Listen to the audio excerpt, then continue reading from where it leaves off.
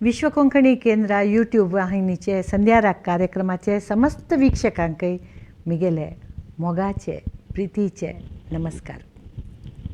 आयचे अध्याय ಹೊಂದಾಣಿಕೆ म्हणून जीवना भितरी ಹೊಂದಾಣಿಕೆ नाशी वंचाक साध्य ना. ಹೊಂದಾಣಿಕೆ म्हळ्यार एडजस्टमेंटाची एक जीवन जाल्यार एडजस्टमेंट मात्र जीवन जेवचे काही साध्य ना न्हय. आमी आजी काली कसं जाला म्हळ्यार आमी सान आसतना आमगेल आनमान तांणी बोगील कश्ट की सूख की आमकां कळिता हाडटा आशिल्ली ती आमी तांतू भितर एक कुटुंबा भितर एक भाग जावन तांगेल ಒಟ್ಟು बसता आशिल्लींची तांगेले मनांतुले कश्ट की सूख की जाल तितलें तांणी आमकां कळना तशी केल्यार समीत आमकां अर्थ जाता आशिल्लें. आमी मात्र न्ही आमगेले सुत्तमुत्त आशिल्ल्यांनी पुराजनाल जीवन हे तशी आशिल्लें. खाली भारी व्हड म्हणटा एक व्हडली म्हणटा एक संभ्रमा जीवन काडचें भारी उणी जनान आशिल्लें. कितलो व्हड सावकाराचे म्हणून कोणाकय घर कडेन पडटा खंयच्या कोणाकय उणी करना आशिल्लींची. अवंगले आमगेले आत्ता असल्या म्हणके कपाट बरी विरकते अवंगल न्हय जाल्यार रिची नेश्याक कांय तोंदर ना आशिल्लें. नितयेची पुट अवंगले घालची तितले अवंगले प्रति एकल्या लागीं आसता आशिल्लें.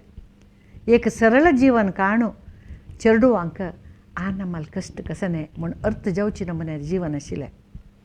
तितलें मात्र न्ही मालगड्यान कसने सांगल्यार ते समकी चुकी तांणी आमकां सांगता तसोच आमगेल चांगा खातीर आमगेल खातीर आमगेल बरपणा खातीर म्हूण न्हू एक मना दवरून तांगेल उतराक एक मोल दिवचें एक दीस हे आशिल्ले.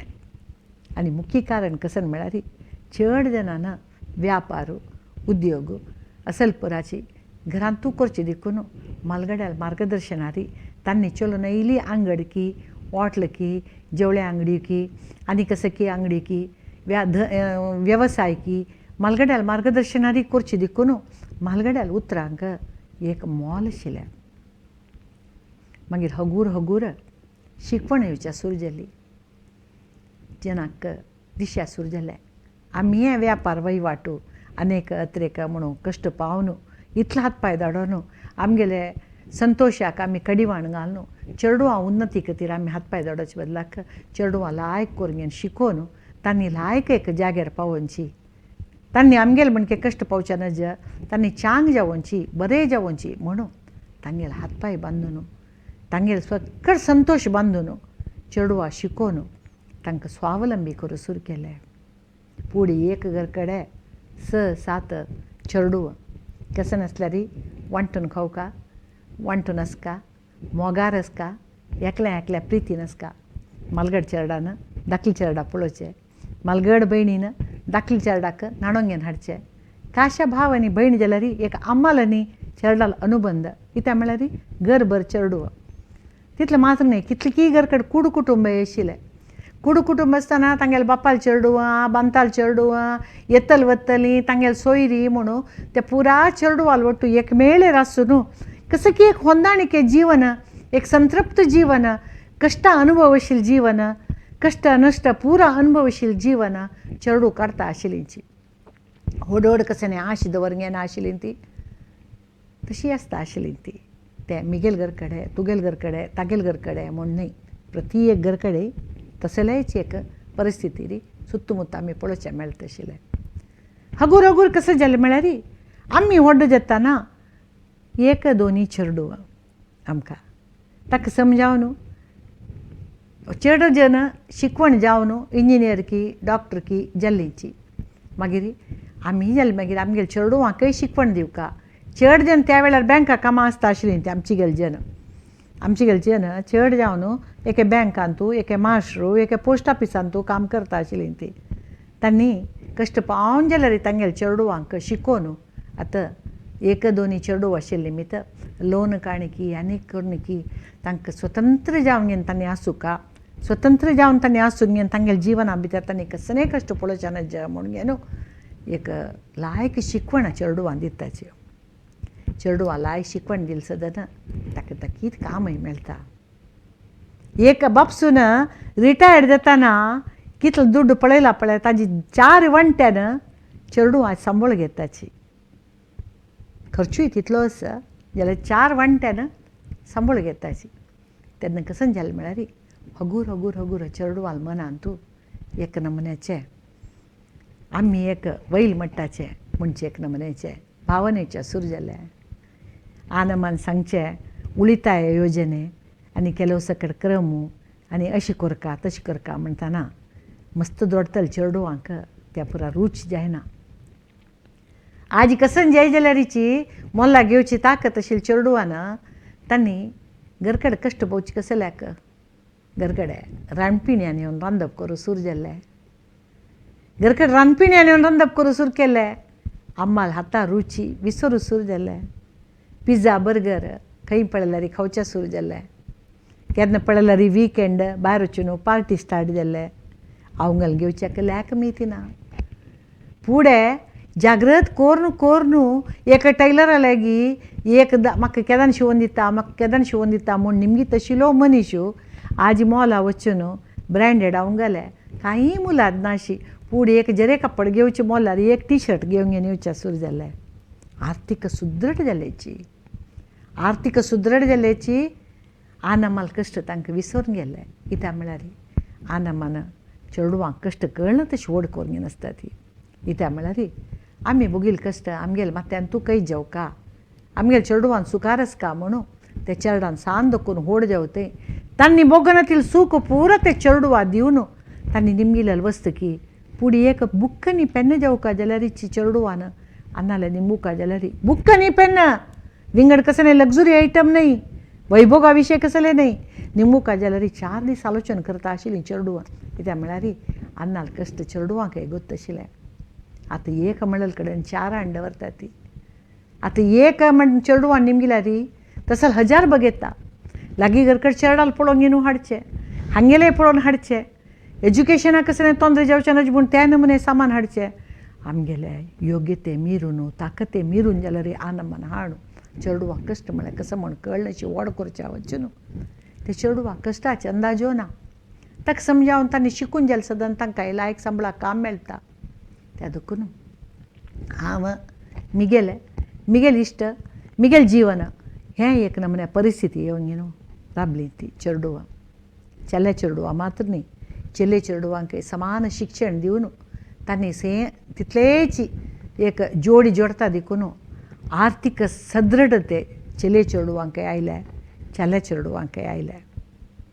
चेले चेडवांक आर्थीक सदृढ आसा चेले चेडवांक आर्थीक सदृढ आसा म्हणटाना चेलेल आनमान मिगेल चेल्ली इतली जोडता ताज्या पशी चड जोडतलो आमकां एक जावं जेवका म्हणून इच्छे पावचे चुकी न्हय. आनी ते भारी सामान्य जाली सदन चेलयांक चालो कोण म्हण निमून तागेले विशयान चेलयानच ते कोण कितें तो आमकां समजत की ना म्हणून चेलयान आलोचन करचें सूर जालें. लायक विशय जीवन संगात तांगेलो जीवन संगात दितकून तांणीची तागेले विशयान परामर्शी करून घेवन एक ते चेल्ल्यान ते चेलेल विशयान परामर्शी करून उलोवन करून तांकां जायत जाल्यार मात्र तांणी अर्डी करून घेवचें. निजावन ओपुका जालेलो विशय तांकां कसलीय चूक ना. फुडें आनमान दाखयलेली चेल्ल्या अर्डी करून घेतले तो कशी असो तागेलो सुदर्शन व्हेली म्हणून आयची चेडूं तांणी सदृढ जावन आसत नवे जाल्यार संवसार करतरी हांवय जोडटां तूं मात्र न्ही हांवय जोडटां म्हणचे हो विशय येवच्या वचून सान असमाधान येवच्या सूर जाल्लें. तीन हांव जोडटां म्हळ्यार सदन ते बामूण जावन आशिल्ले मनशाक तूं मात्र जोडचें हांवय जोडावें म्हणचे एक अहम तागेले भितर येवच्या सूर जाल्लें. तेन्ना कसं जालें म्हळ्यार सानसान होंदाणीक वरेन उणें जेवच्या सूर जाल्लें. पुरा कडेन म्हूण सांगना केलो कडेन चेल्ली निरीक्ष करता हांवय जोडटां हांवय कामां वता मिगेल बामणान चिके मिगेल कामांत हात घालून नजुवे म्हणून तो वे लेखता ती वे जोडता हांव स्वल्प ताका सहाय करता तिका काम करून दिवका म्हणून दोगाली कांय चूक ना जाल्यार चिके फुडले आनम आसा पळय तांकां समदिसना तांकां एक की दोन की चेडूं आसा देखून ते चेडूवाल संवसारांतू कसं जगता कसं जावच्या नज कसं जाऊ का म्हणचे विशयान पुरा आनमन माती घालू सुरू करताचे तेन्ना तांगेले मध्य ಹೊಂದಾಣಿಕೆ असल्या समीत हंगेले बोधने निमित्त कितले की संसार आजी वायट जालेले आसा ಆನಮನ ಪೂಡೆ ಕೊಟ್ಟ ಹೆಣ್ಣು ಕುಲಕ್ಕೆ ಹೊರಗೆ ಮೊಣೆ ಕಶಿಲೆ ಕೊಟ್ಟ ಹೆಣ್ಣು ಕುಲಕ್ಕೆ ಹೊರಗೆ ಮಿಳಾರಿ तजर्थ कसं म्हळ्यारी आनमन मागीर ते कसं नसल्यार तीन तिगेल बामणा तांच्याल ओट्टकी तिगेल बामणाल ओट्टकी एडजस्ट करून घेवन होरका म्हणून घेवन तसल कडेन हांणी मस्त तांतो बरसून घेवन चलयाल संवसारा भितर माती घाली म्हण जाल्यार ते चलयांक म्हाका कसं भैया मिगेल आनमस ती म्हणचे एक विशय माता येवन घेवन केलो कडेन मस्त कडेन बामूण बायल विंगड कडेन गेलेले आसा एक सान विशयान समाधान ना म्हण जाल्यार लायक ती जोडत म्हण जाल्यार कितले की आनमानी सांगिले हांव मिगेल खान्नान आयकलें तूं यो गो तूं कसले तोंदरे आसा आमी पळोवंक येतात तुका म्हणून आमी पळोवंक घेवच्या पुरो ती जोडता आनी पळोवंक घेवच्या पुरो जाल्यार तिगेले एक जिवनाचे एक प्राथमीक हंतांतू तिका जावका जाल्यार जीवन संगातीचे एक सख्य आमकां आनंद दिवच्या साध्य की खंडित साध्य ना एक सांगती नाशी एक मनशान जीवन काडू साध्य की अशा पुरो ना हांव एकली राबता म्हणच्या पुरो कितले काळ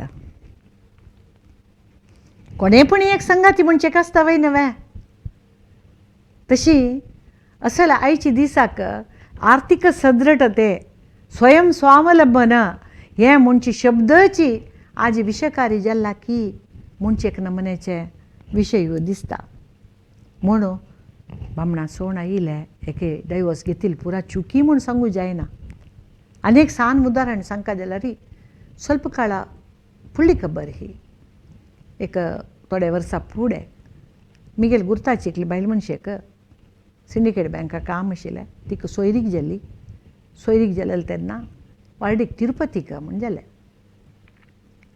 वार्डीक तिरुपतीक म्हण जालें तेन्ना वार्डीक तिरुपतीक म्हण घेवन पुरा जन चमकली ती वार्डीक थंय जावच्यो वार्डीके पुळदीसू वार्डीके वरतू खंडापट्टे पिवन गलाटो गलाटो हें बायल मनशा कडेन दादलो मनशा कडेन आशिल्लींची राबच्याक बायल मनशा पुरा एक कडेन दादलो मनशा पुरा एक कडेन हे मालगडेक 4 जन ते कडेन हे कडेन भोंवन घेवन आशिल्लींची तांकां पुरा जाणां गोत जाल्ला दादलो मनशांक इतलो हो पित्ता वार्डीके वरत पुळदीस इतलो पिवन घेवन इतलो गलाट करता म्हणून गोतू ना ते वार्डी करतले बट्टा वरेन कळ्ळी की हांगा कसो की व्हडलो गलाट जालता गेलो म्हूण घेवन चाल्लो खंडापटे पित्ता म्हणून हेर दीस वरां वार्डीके मांटवा येताना व्हंकले पळोवन ह्या कीरशी चलयेक वार्डीक करून दिता मू तुमी म्हूण म्हणलो की तो वार्डीक कोर नाकाची म्हूण सांगच्याक ताका हक्क ना नवे ताणें करनी की वार्डी जाल्ली वार्डी जावन वरण वापस आयले ही गेली बामणा ते गेली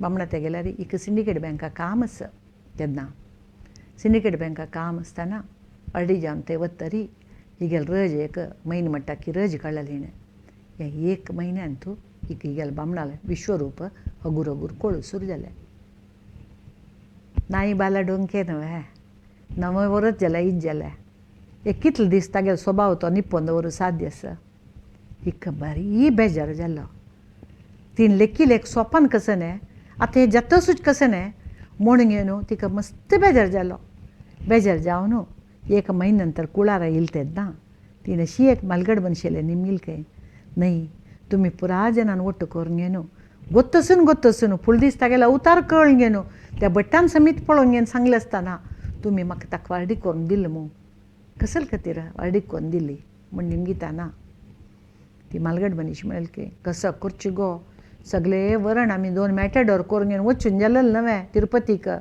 हांगा दुखून थंय ते मॅटाडोर करून घेवन आमी गेली मागीर वार्डी कर नाशी अशी वापस येवचें जाता तुवें चेडा कसो उलयत तूं म्हूण म्हणलें की ती हांसली की मॅटाडोर करून घेवन गेली म्हूण म्हाका तागेलो ओटो वार्डी करचे बदलाक ते मॅटाडोरा ओटू म्हाका वार्डी करूं आशिल्लें नवे मिगेल पोट भरून मिगेले सिंडिकेट बँका काम आशिल्लें नवे कसले म्हाका वार्डीक केली म्हूण सांगली की कसो कर चेडा तांगेल प्राप्ती म्हूण म्हणलें की ती प्राप्ती म्हणून आमी 2 मिनट भितर सांगून कैद करूं येता जीवन पर्यंत ती तागेल हातार भोगली.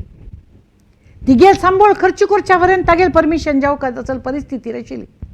तिगेल सांबाळू आनी तागेल हातां दिवका आशिल्लें. असल नमुने जीवन काणू पूर्ती तिगेल जीवन कंप्लीट जावची थंय तागेल ಒಟ್ಟು जीवन काडलें तिणें. तेच्या आत्तां चेडून जालें जाल्यार सोण खंय वता आशिल्लीं की अनिवार्य जावन तागेल ಒಟ್ಟು करून न्हू दीस काडका ती जाल्ले.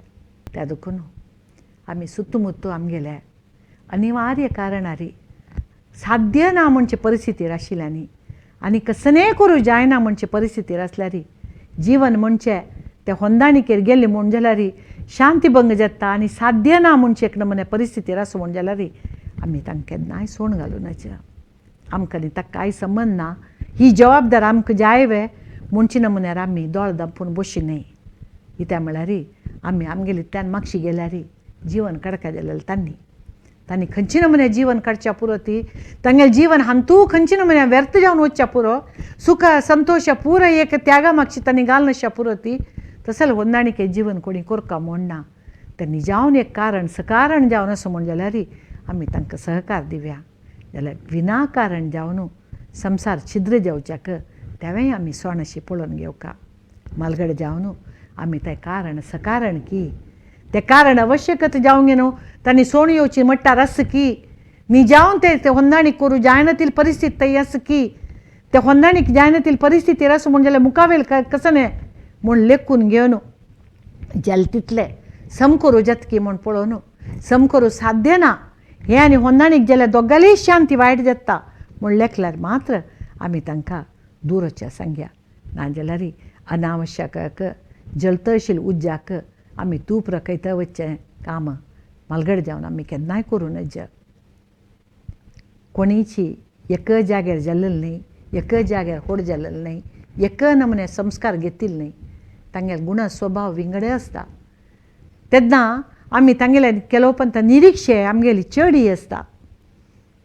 केलोपंत आमगेले चालो बाबूण जाल्लो अशी आसका तशी आसका अशी आसका घरा पुरो सामान आसका स्ವಂತ घर आसका कार आसका हें प्रत्येक चलयान आज पळोवप सोंपन जाला. तातूंत एक वस्त ना जाल्यार तो अप्रोजो एक म्हूण लेखून घेवन त्या विशयान असमाधानारी दुसू आसूचें ताका एक ससार करचें एके ताका ससार करतना हें आनमान ताका एक उंत दिवचें. एके ताण केलेलें कसनय काम चेडून जालें म्हूण जाल्यार कसनय एक चुकामुकीर तो लॉस जालें म्हूण जाल्यार हे नमुने ताण लॉस करून घेतला म्हूण लेखचें.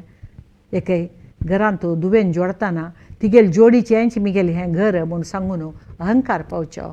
एके चलये चेडवान जावं चल्या चेडवाल जावं आंगान तूं अहंकार वाडची तशी आमी एका ताका साथ दिवचें हें कर नशी. हें जीवन म्हणचें भारी एक छंद. जीवन भारी छंद आनी जिवना भितरी संगाती नाशे आशाक मस्त जनाक सांगाती नाशे आशाक मस्त कश्ट.